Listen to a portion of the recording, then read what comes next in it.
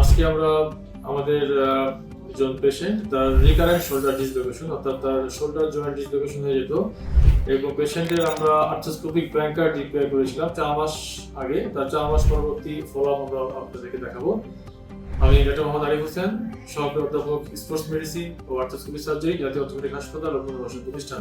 আমাদের রোগী ওমর ফারুক, 19 বছর বয়স। আমরা তার কাছ থেকে শুনবো তার সমস্যা কি ছিল এবং সে চিকিৎসায় এখন কেমন আছে। আসসালামু আলাইকুম ওয়া রাহমাতুল্লাহি ওয়া বারাকাতুহু। আমার নাম মোহাম্মদ ওমর ফারুক, আমার বাসা ফরিদপুর। আমি প্রথমে মাদ্রাসা পড়ালেখা করতেছি।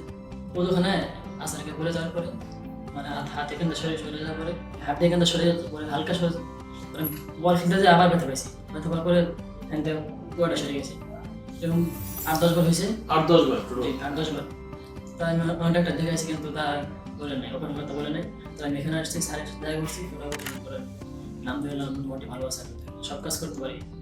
নতুন করে তোমার জয়েন্ট চলে যায়? জি না, আসলে আমরা শুনলাম আমাদের পেশেন্ট ওমর ফারুক, সে মাদ্রাসার ছাত্র। তার খেলতে গিয়ে তার শোল্ডার জয়েন্ট ডিসলোকেশন হয়েছিল এবং টোটাল তার 8 থেকে 10 বার তার জয়েন্ট ছুটে গিয়েছিল।